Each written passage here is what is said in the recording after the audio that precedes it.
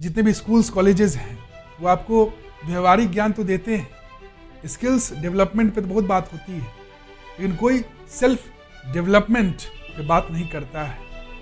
हमारी आत्मिक प्रगति कैसे हो उस पर कोई बात नहीं करता है। दलदल से बाहर वही निकाल सकता है जो दलदल से बाहर है। दीक्षा हमारा आइडियल निर्धारित करता है, हमारा गोल जो है वो दीक्षा से ही निर्धारित होता है। हमें समझ में आ जाता है कि जो महापुरुष भगवान वही हमारे आइडियल है। जब भी जीवन में कुछ परेशानी आता है तो हमें ये सोचना है कि अगर वो होते तो क्या करते।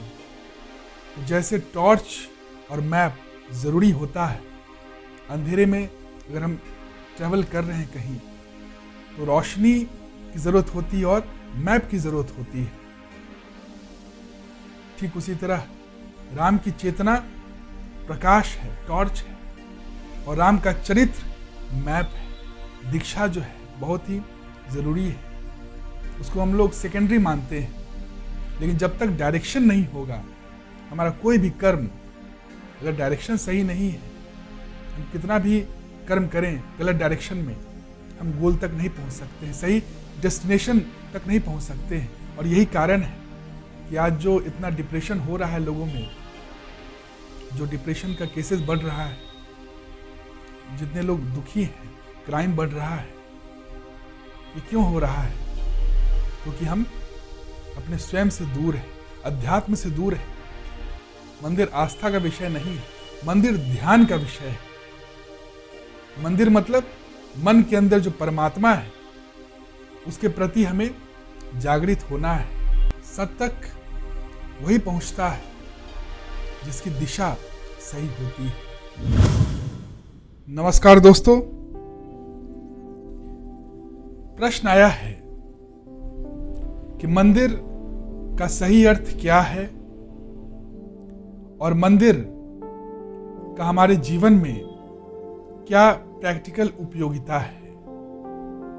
क्या मंदिर केवल एक आस्था का विषय है या मंदिर के पीछे कोई गहरा जीवन दर्शन है, विज्ञान है?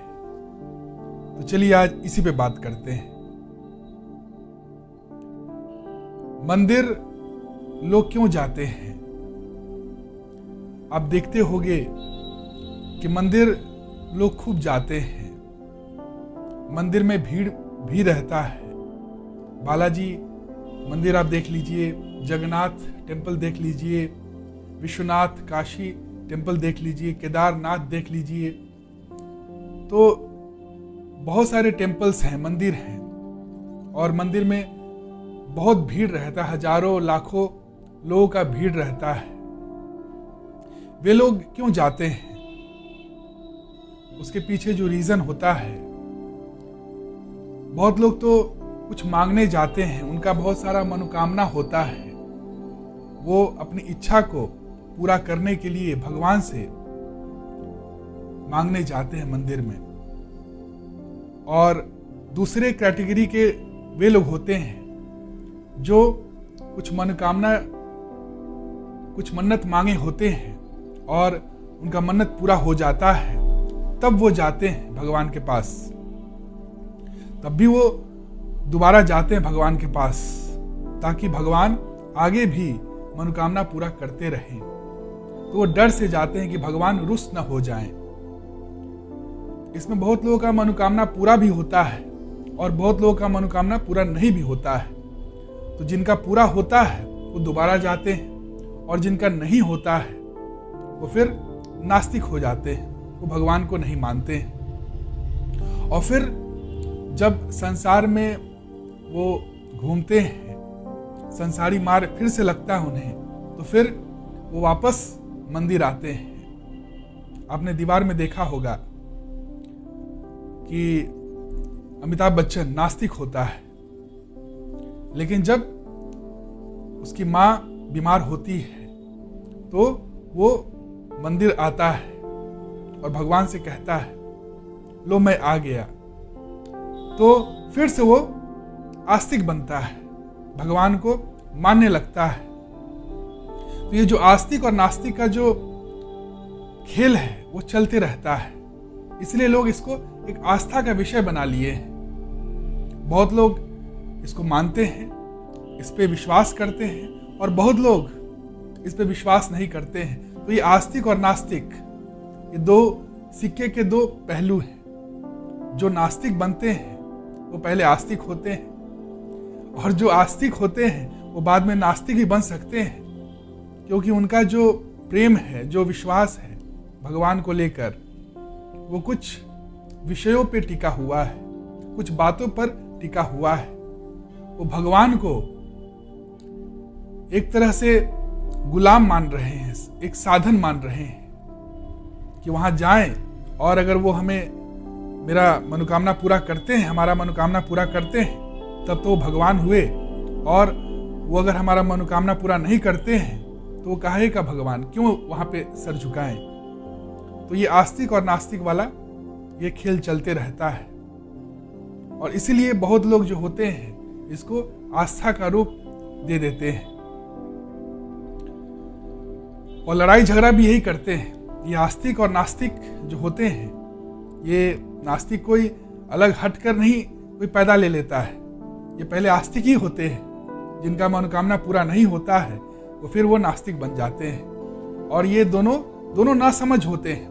वो मंदिर जो है, मंदिर एक बहुत बड़ा यंत्र है जो हमारे मन की शांति, जो आत्मिक शांति और आनंद है, उसके लिए बनाया जाता है। लेकिन चूंकि ये यंत्र का उपयोग हम जानते नहीं है कि कैसे करें, इसलिए उसका दुरुपयोग कर बैठते हैं। जैसे कोई बड़ा यंत्र है, कोई बहुत ही सोफिस्टिकेटेड कोई मशीन है, यंत्र है, और हमें दे दिया जाए या बच्चा को दे दिया जाए और उसे कहा जाए कि इसका उपयोग करो, तो चूंकि उसको ज्ञान नहीं है कि उसका उपयोग कैसे किया जाता है, इसलिए वो क्या करेगा, उसका दुरुपयोग कर बैठेगा।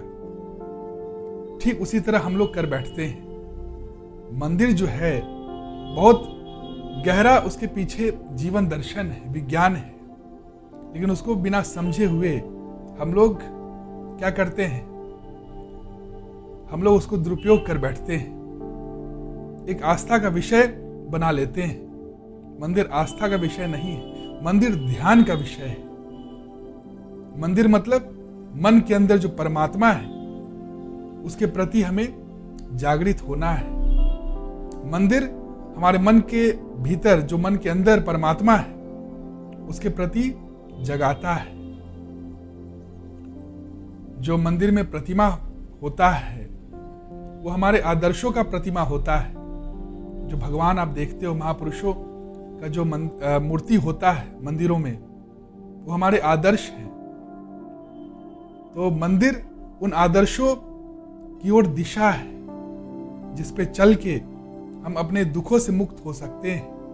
लेकिन हम लोग क्या करते हैं, मंदिर में गए, चाहे वो राम मंदिर हुआ या कृष्ण मंदिर हुआ या बुद्ध मंदिर हुआ या महावीर मंदिर हुआ, कोई भी महापुरुष जो होते हैं उसमें हम लोग क्या मांग लेते हैं वहां पे जाके, वहां क्या करते हैं, हम लोग अपना मनोकामना मांगते हैं, संसारी सुख मांगने जाते हैं, संसारी भोग विलास मांगने जाते हैं। मंदिर में जो हमारे आदर्श हैं उनको हम लोग साधन मान लेते हैं, और जो संसारी सुख है उसको साध्य मान लेते हैं, और उनके पास हम लोग जाते हैं कि हमें वो साध्य मिल जाए, संसारी जो सुख है वो साध्य मिल जाए। और यही हमारी सबसे बड़ी भूल है। जो महापुरुष की प्रतिमा होती है मंदिर में, जो भगवान की प्रतिमा होती है मंदिर में, वो हमारे आदर्श हैं। हमें वहां तक पहुंचना है, हमें वो बनना है, हमें भी उनकी चेतना को अपने भीतर जगाना है, उनके चरित्र को जीवन में उतारना है। राम की हम लोग पूजा करते हैं, राम की पूजा का सही अर्थ क्या है? क्या घंटी बजाना और आरती करना, फूल माला चढ़ाना राम की पूजा है? नहीं, ये राम की पूजा नहीं है। राम की चेतना को अपने भीतर जगाना और राम के चरित्र को अपने जीवन में उतारना ही राम की पूजा है। जब तक हम उनकी चेतना को अपने भीतर जगाए नहीं, जब तक उनके चरित्र को अपने जीवन में उतारे नहीं, तब तक राम की पूजा नहीं है। तब तक हम उसको सही रूप से, जो पूजा का जो सही अर्थ है, जो मंदिर का जो सही अर्थ है, जो मूर्ति का जो सही अर्थ है, उससे हम लोग विमुख हैं, हम लोग समझे नहीं हैं। इसलिए क्या होता है, हम लोग एक आस्था बना लिए हैं कि जैसे हेड और टेल, जैसी सिक्का उछालते हैं तो हेड आया तो मतलब हमारा बात हुआ और टेल आया तो हमारा बात नहीं हुआ, हमारा मनोकामना पूरा नहीं हुआ। तो एक आस्था हुआ, एक तुक्का हुआ। लेकिन वो आस्था नहीं है, वो पुरुषार्थ सिखाते हैं। उसके पीछे साइंस है, विज्ञान है, उसके पीछे बहुत गहरा जीवन दर्शन है। हम लोग संसारी सुख मांगने जाते हैं, हम लोग मांगने जाते हैं कि हम बंधन में कैसे जिए। लेकिन जो राम है वो मुक्त पुरुष है। वो ये नहीं सिखाए कि बंधन में कैसे जिया जाता है, वो ये सिखाए कि मुक्त होकर कैसे जिया जाता है। जीवन में परिस्थिति तो हमारे हाथ में नहीं होती है, हमारे कंट्रोल में नहीं होती है, लेकिन हमारी मनोस्थिति हर वक्त हमारे कंट्रोल में होती है। हमारा एक्शन हर वक्त हमारे कंट्रोल में होता है।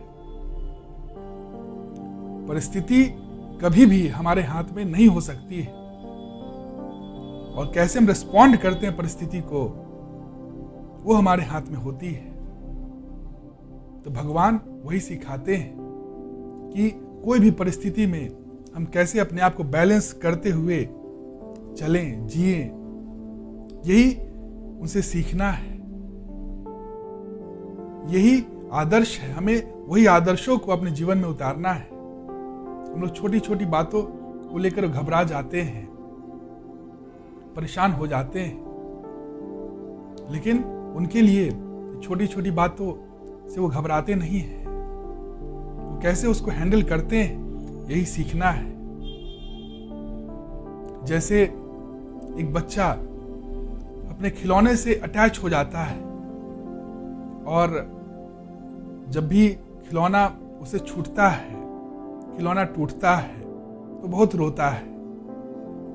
क्यों? क्योंकि बच्चा जो है वो छोटा है, वो बड़ा नहीं हुआ है। जैसे ही वो बड़ा हो जाता है, जैसे ही उसके भीतर ज्ञान आ जाता है, अपने आप वो त्याग भाव आ जाता है। वो उससे छूटता नहीं है, उसको छोड़ना नहीं पड़ता है, वो छूट जाता है। खिलौना जो है वो अपने आप छूट जाता है। ठीक उसी तरह जब इंसान के भीतर ज्ञान आता है, जब इंसान की चेतना जगती है, तो क्या होता है, छोटी छोटी जो बातें होती है उससे इंसान बड़ा हो जाता है।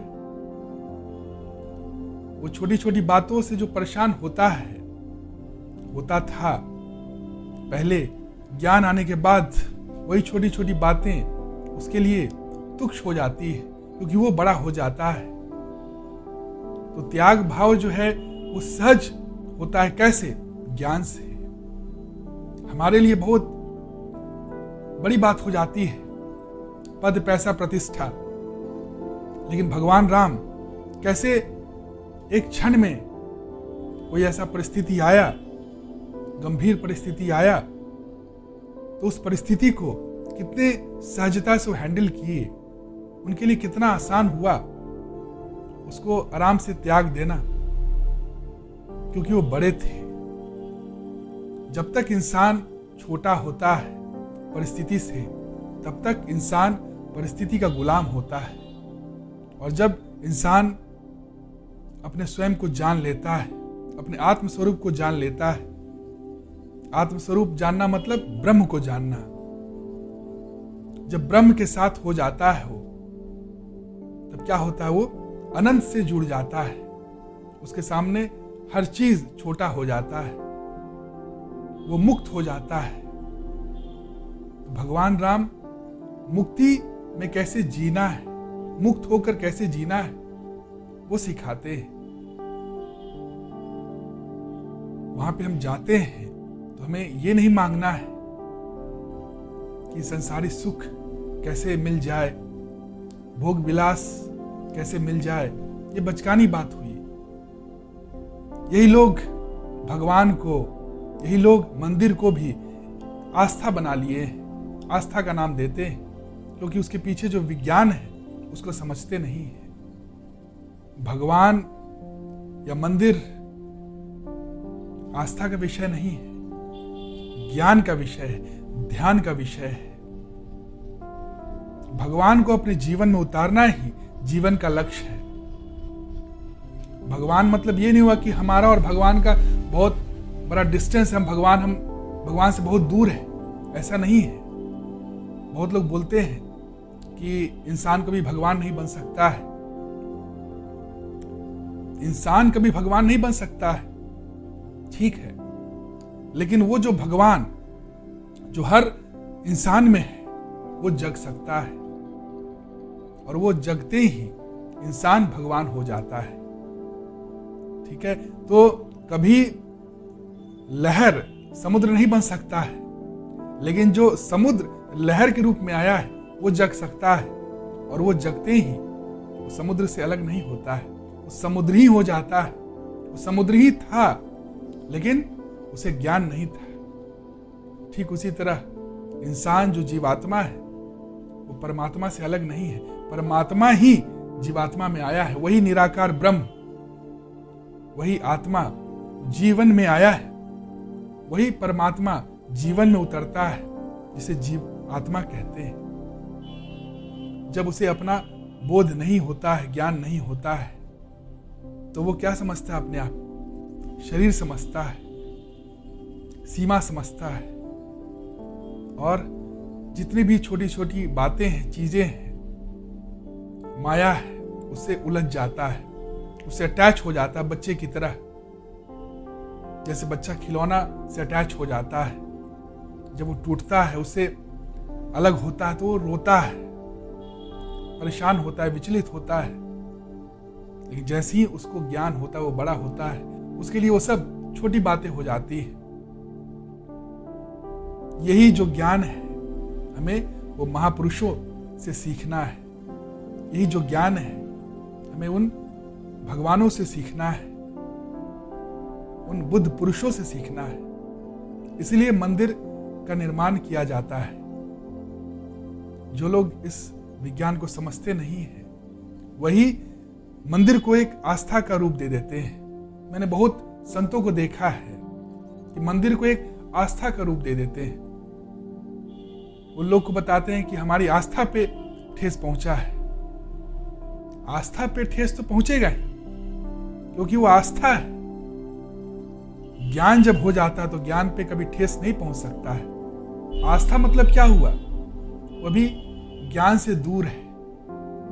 जहां पे ज्ञान हो गया वहां पे हमें ठेस पहुंच ही नहीं सकता है, क्योंकि हमें समझ हो जाता है कि प्रकाश में आते ही जो अंधकार होता है उससे हम दूर हो जाते हैं। हमें समझ हो जाता है कि वो जो मंदिर है और जो प्रतिमा है, जो वैदिक परंपरा है, हमारा जो सनातन धर्म है, उसमें मंदिर और प्रतिमा का क्या उपयोगिता है।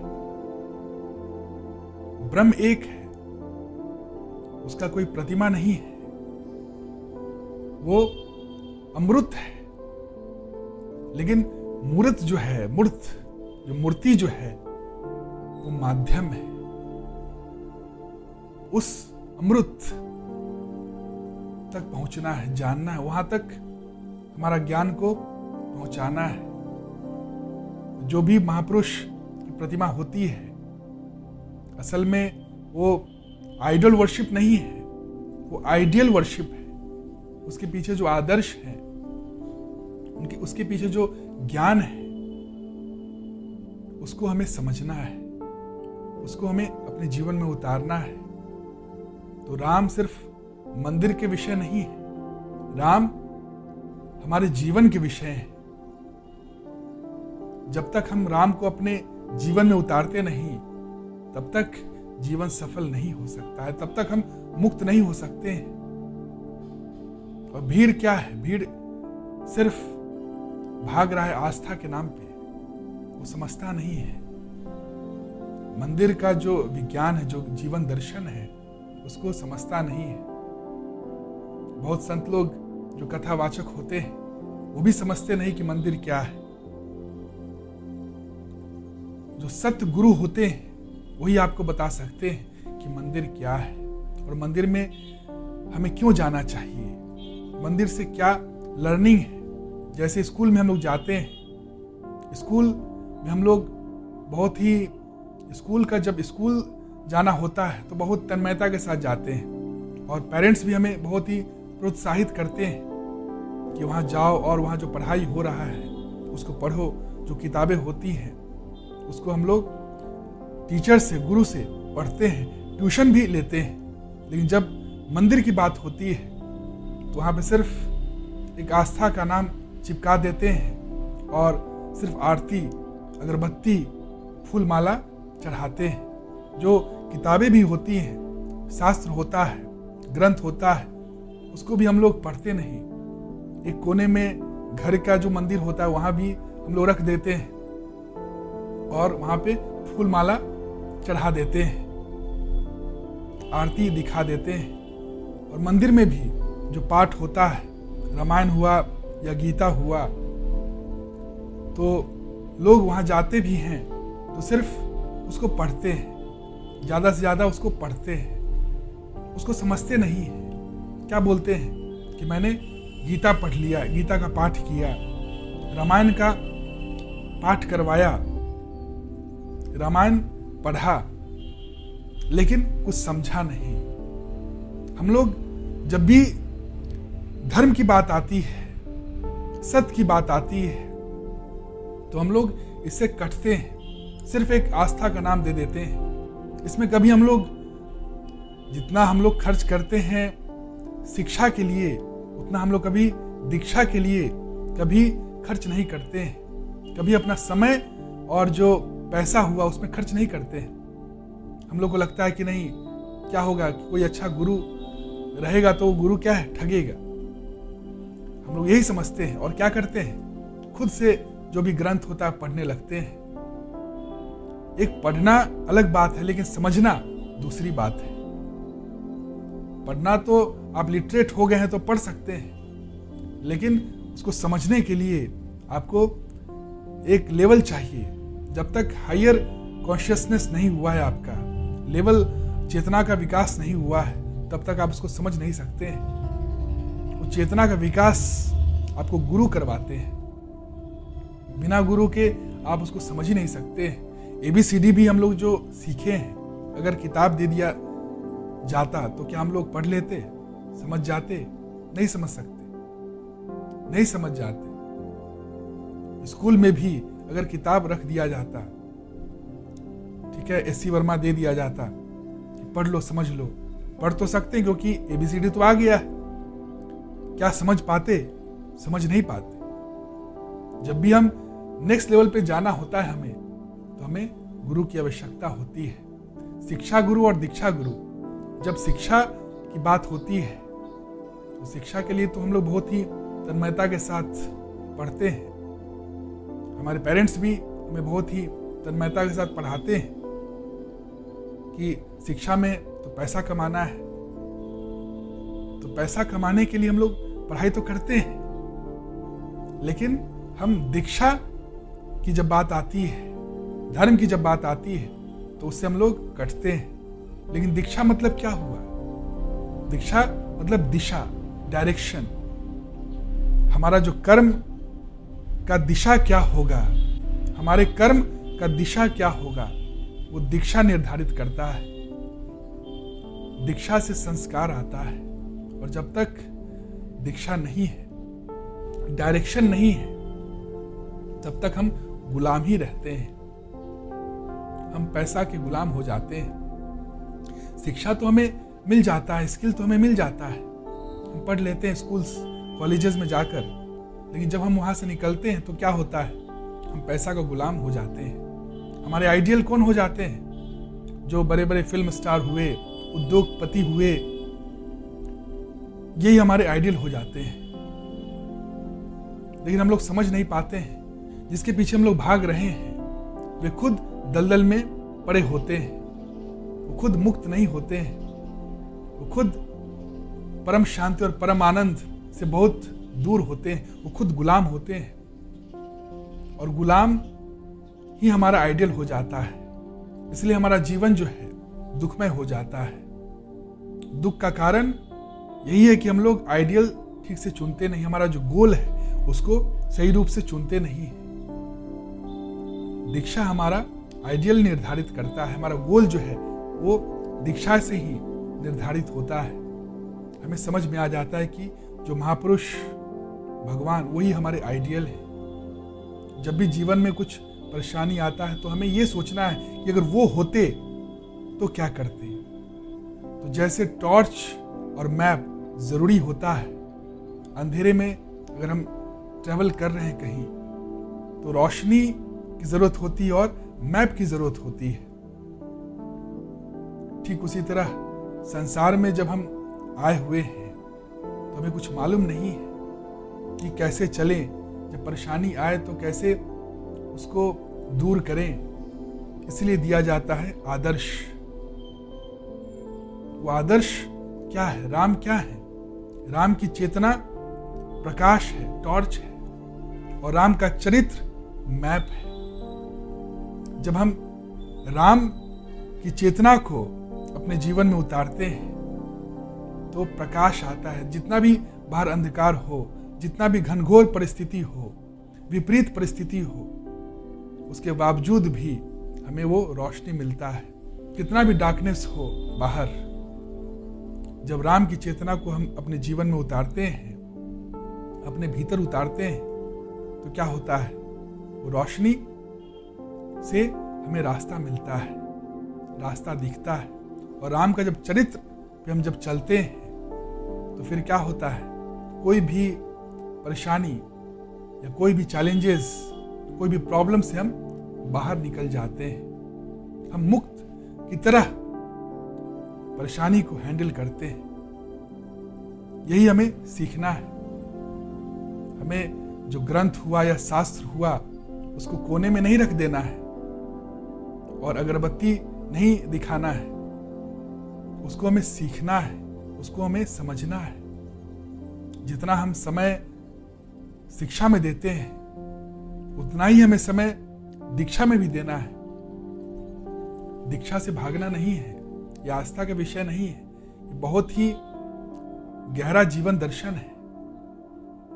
पहले के समय में गुरुकुल एक ही होता था, जहां पे दीक्षा और शिक्षा एक साथ होता था, जहां पे आध्यात्मिक ज्ञान और जो व्यवहारिक ज्ञान एक साथ दिया जाता था।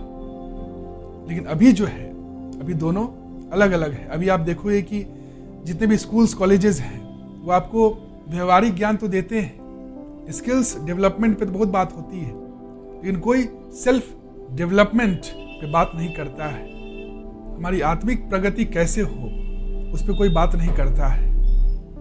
जितने भी स्कूल्स कॉलेजेस हैं, या तो वो आपको कोई स्किल सिखाता है या मैनेजमेंट सिखाता है, कोई आत्मा का ज्ञान नहीं देता है,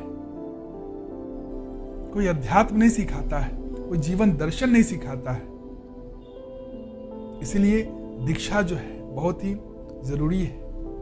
उसको हम लोग सेकेंडरी मानते हैं, लेकिन जब तक डायरेक्शन नहीं होगा हमारा कोई भी कर्म क्या होगा? अगर डायरेक्शन सही नहीं है, हम कितना भी कर्म करें गलत डायरेक्शन में, हम गोल तक नहीं पहुंच सकते हैं, सही डेस्टिनेशन तक नहीं पहुंच सकते हैं। और यही कारण है कि आज जो इतना डिप्रेशन हो रहा है लोगों में, जो डिप्रेशन का केसेस बढ़ रहा है, जितने लोग दुखी हैं, क्राइम बढ़ रहा है, ये क्यों हो रहा है? क्योंकि हम अपने स्वयं से दूर हैं, अध्यात्म से दूर हैं।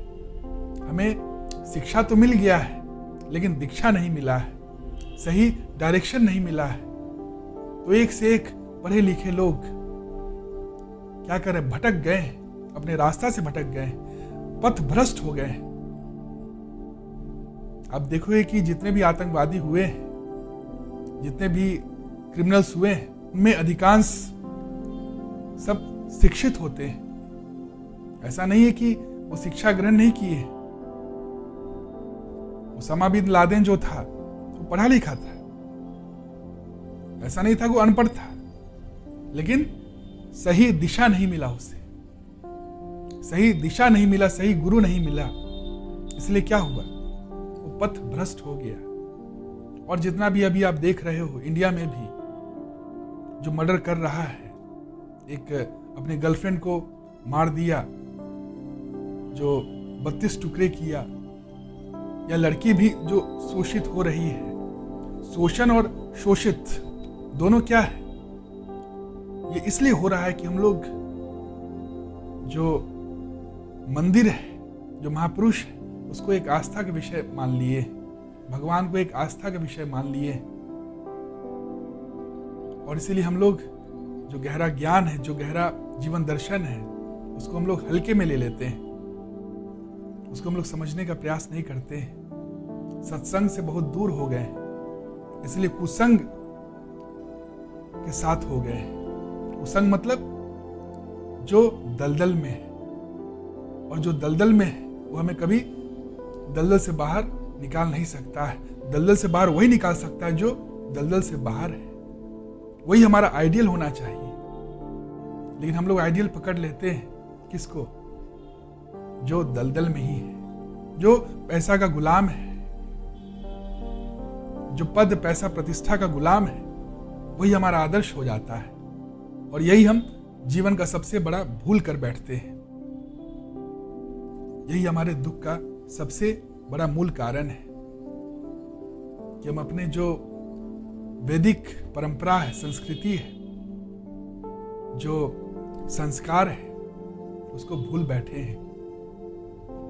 सिर्फ और सिर्फ शिक्षा पे ध्यान देते हैं, दीक्षा पे ध्यान नहीं देते। फॉरेन कल्चर इतना हावी हो गया है, लोग बच्चे को फॉरेन से डिग्री दिलवाते हैं, वहां से दिलवाना पसंद करते हैं, लेकिन उन्हें कहा जाए कि दीक्षा भी दिलवा दीजिए बच्चे को, तो बोलते हैं कि आउटडेटेड बात है, ये सुपरस्टिशन है।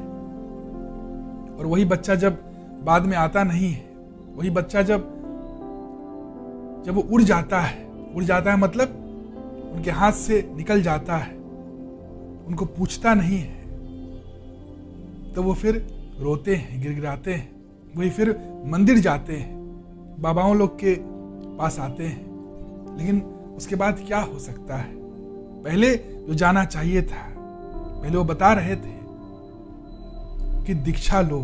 दीक्षा पे जब वो लेक्चर दे रहे थे तो हम लोग कट रहे थे कि दीक्षा की क्या जरूरत है, पैसा कमाएगा, इसमें तो समय बर्बाद है, दीक्षा तो बाद में भी होते रहेगा, बुढ़ापा तो दीक्षा के लिए है ही, बुढ़ापा दीक्षा के लिए नहीं है। ये जीवन जो है बिना दीक्षा के दिशाहीन है।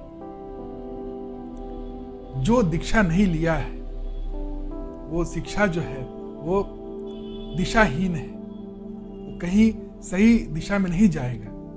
कोई दिशाहीन व्यक्ति है, उसको आप ऊंचा से ऊंचा पद दे दिए, पैसा दे दिए, तो क्या करेगा? वो गलत डायरेक्शन में ले जाएगा, वो सही डेस्टिनेशन तक नहीं पहुंचेगा। कोई ड्राइवर जो है उसका डायरेक्शन सही नहीं है और आप उसको बहुत ही महंगा गाड़ी दे दिए, तो क्या करेगा? वो गाड़ी को ठोक देगा, कहीं जाके एक्सीडेंट कर देगा, खुद भी उसके लिए भला नहीं होगा और दूसरे के लिए भी भला नहीं करेगा। तो बिना दीक्षा के हमारा जीवन दिशाहीन हो जाता है। वो स्पीड का ही हम लोग क्या करेंगे? आज लोग स्पीड चाहता है हर चीज में, कि हर चीज जल्दी मिल जाए, हमें जल्दी बड़ा पद मिल जाए, बहुत पैसा मिल जाए, सब कुछ जल्दी जल्दी चाहता है। लेकिन हम लोग ये समझ नहीं पाते हैं कि स्पीड अगर बहुत हाई भी हुआ, बहुत ज्यादा भी हुआ, लेकिन अगर डायरेक्शन सही नहीं है तो क्या होगा? एक्सीडेंट होगा। और यही हो रहा है। अधिकांश आप देखोगे कि बहुत लोग सिर्फ शिक्षा पे फोकस कर रहे हैं, जो स्किल होता है, स्किल डेवलपमेंट पे फोकस कर रहे हैं, लेकिन ह्यूमन डेवलपमेंट पे कोई फोकस नहीं कर रहा है। ह्यूमन डेवलपमेंट दीक्षा से ही हो सकता है। बिना दीक्षा के हम कितना भी स्पीड बढ़ा लें गाड़ी का, क्या होगा? एक्सीडेंट होना निश्चित है। डायरेक्शन अगर सही होगा तो कम स्पीड में भी आप डेस्टिनेशन तक पहुंच जाओगे, लेकिन अगर डायरेक्शन सही नहीं है, स्पीड अगर ज़्यादा भी हो, बहुत फास्ट भी हो, तो क्या होगा? एक्सीडेंट होना निश्चित है। आप डेस्टिनेशन तक पहुंच नहीं पाओगे। तो डायरेक्शन को सही बनाए रखना है। लोग यहाँ पे क्या करते हैं? उन्हें सब कुछ जल्दी चाहिए, बड़ा घर, खूब ढेर सारा पैसा, बड़ा पद, लेकिन वो समझ नहीं पाते हैं कि ये इससे बड़ा ट्रैप और कुछ नहीं हो सकता है। जो लोग सिर्फ पैसे के पीछे भागते हैं, पैसा का गुलाम हो जाते हैं, वो ये समझ नहीं पाते हैं कि टाइम लिमिटेड है। वो ट्रैप में फंस जाते हैं, कंपटीशन में फंस जाते हैं। जो चीज नंबर है, वो नंबर एंडलेस है। आपके पास कितना भी क्यों ना हो जाए, अगर आप नंबर को ही चेज करने में लगे हुए हैं तो कभी खत्म होने वाला नहीं है। आप लगे रहोगे, समय खत्म हो जाएगा, आप भले ही खर्च हो जाओगे, लेकिन नंबर को आप पकड़ नहीं पाओगे, क्योंकि नंबर जो है वो कभी खत्म होने वाला नहीं है। अभी आप 1 करोड़ आपके पास अगर हो तो आप सोचोगे कि 2 करोड़ हो जाए तो ज़्यादा अच्छा होगा। 2 करोड़ अगर हो जाता है तो आप चाहोगे कि 3 करोड़ हो जाए, और ये करते करते आप सिर्फ पैसे के पीछे ही अगर भाग रहे हो तो आपका जीवन हेल है। इसी को कलयुग कहा जाता है। कलयुग और सतयुग कोई ऐसा कोई टाइम फ्रेम नहीं था कि जिस समय सिर्फ और सिर्फ सतयुग था, जहाँ पे सिर्फ सत्यवादी लोग थे, और कलयुग मतलब जहाँ पे सब लोग कपटी हैं, सब लोग खराब हैं, अच्छे नहीं है, सत्य से विमुख है। ऐसी बात नहीं है। सतयुग और कलयुग हमारा अपनी चेतना की अवस्था है। जब तक हम सिर्फ भौतिकवादी बने हुए हैं, सरफेस लेवल पे ही जी रहे हैं, तब तक क्या है? हम हेल में जी रहे हैं। तब तक हम शोषित हो रहे हैं, और वही जो शोषित होता है वही शोषण करने की भी सोचता है। इसलिए वो कलयुग जो है, जो बोलते हैं कि कलयुग में, घोर कलयुग में हम लोग फंसे हुए हैं, वो असल में क्या है? वो सरफेस लेवल पे ही जी रहे हैं। वो भौतिकवादी है, वो नंबर चेज में लगे हुए हैं, वो कंपटीशन और कंपैरिजन में लगे हुए हैं। वो कभी अपने आत्मा को जाने नहीं, और न प्रयास किए जानने का, क्योंकि वो दीक्षा को क्या मानते हैं? आउटडेटेड मानते हैं।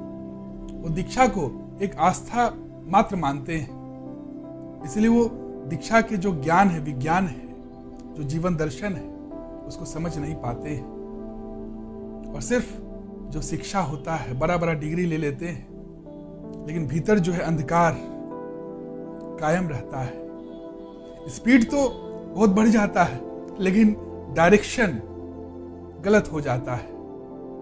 वही लोग डिप्रेशन में फंसते हैं। देखो ये कि बहुत लोग एकदम तेजी से आगे बढ़ते हैं, एकदम हाई ग्रोथ होगा उनका, भौतिक में एकदम बहुत चमक जाएंगे, लेकिन आप देखोगे कि वही बहुत धड़ाम से गिरते भी हैं, डिप्रेशन में फंस जाते हैं। उतना ऊंचा पहुंचने के बाद भी वो डिप्रेशन में फंस जाते हैं। क्यों फंसते हैं? क्योंकि डायरेक्शन सही नहीं होता है। वही ड्रग्स में फंस जाते हैं, वही जो गलत आदतें हैं उसमें फंस जाते हैं। पढ़ाई लिखाई तो किए, सब कुछ किए, लेकिन दीक्षा नहीं लिए। दीक्षा के ज्ञान को, दीक्षा के जीवन दर्शन को समझ नहीं पाए। इसलिए डायरेक्शन जो है उन्हें सही नहीं मिल पाया, संस्कार जो है सही नहीं मिल पाया, वही रास्ता भटक जाते हैं, दलदल से पार नहीं हो पाते हैं। जितना भी क्राइम होता है, जितना भी सुसाइड होता है, जो लोग डिप्रेशन में जाते हैं वही करते हैं। जो एंटी सोशल होते हैं वो कौन होते हैं, वो कौन बनते हैं? ये मत समझिएगा कि बहुत ही जो अशिक्षित हैं वो एंटी सोशल होते हैं। जो शिक्षित नहीं है उनको तो बुद्धि भी नहीं होता है कुछ गलत करने का, और गलत वही करते हैं जिनमें शिक्षा होता है लेकिन दीक्षा नहीं होता है। तो असली ज्ञान अध्यात्म को समझने से ही मिल सकता है। बिना अध्यात्म को समझे हुए, बिना आत्मा को समझे हुए हम उस ऊंचाई तक नहीं पहुंच सकते हैं। अगर ऊंचाई तक पहुंच भी जाते हैं, जैसे बिल्डिंग अगर बना भी लिए लेकिन बेस अच्छे से तैयार नहीं है तो क्या होगा? कितना दिन वो टिकेगा? वो टिक नहीं सकता है, वो बहुत जल्द गिरता है और गिरेगा। सत तक वही पहुंचता है जिसकी दिशा सही होती है। जिसकी दिशा सही नहीं है वो कभी सत तक नहीं पहुंच सकता है, चाहे कितना भी जल्दी वो ग्रोथ कर लिया हो, कितना स्पीड हो उसके भीतर, कितना जल्दी वो सक्सेस पा लिया हो, भौतिक सक्सेस पा लिया हो, लेकिन उसके भीतर अगर सही दिशा नहीं दिया गया, दिशा का ज्ञान नहीं है उसके भीतर, तब तक वो सही जो डेस्टिनेशन है वहां तक नहीं पहुंच सकता है। तो हमें ये समझना होगा कि राम की चेतना और राम का चरित्र हमें अपने जीवन में उतारना है। राम की चेतना को अपने भीतर जगाना है और राम के चरित्र को अपने जीवन में अपनाना है, उतारना है। वही राम की सबसे बड़ी पूजा है, वही मंदिर का सबसे गहरा जीवन दर्शन है।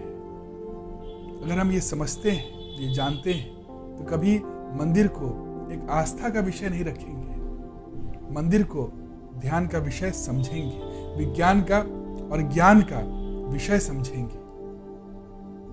मंदिर में हम लोग ज्ञान लेने जाएंगे। ग्रंथ को एक कोने में रख देना, जो मंदिर घर में मंदिर है वहां पे रख देना, आरती और अगरबत्ती घुमाना ये पूजा नहीं है। पूजा है कि हम उस ग्रंथ को, रामायण को, रामचरितमानस को, रामचरितमानस क्या हुआ? राम के चरित्र को अपने जीवन में उतारना ही रामचरितमानस का उद्देश्य है।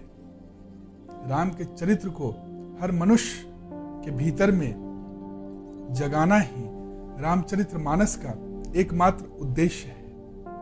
तो राम की पूजा तब सार्थक होगी जब हम राम की चेतना को अपने भीतर जगाएंगे और राम के चरित्र को अपने जीवन में उतारेंगे। यही असली राम की पूजा है और यही मंदिर का विज्ञान है। मन के अंदर अपने परमात्मा को जगाना है। तो यही है। बाकी अगर आपको कोई भी क्वेश्चन हो तो आप बेहिचक कमेंट सेक्शन में पूछ सकते हैं। और अगर वीडियो अच्छा लगे तो लाइक, कमेंट और शेयर जरूर करें ताकि और लोगों तक वीडियो पहुंच सके और लोग भी आपके द्वारा लाभान्वित हो सके। Thank you. Have a nice day. प्रणाम।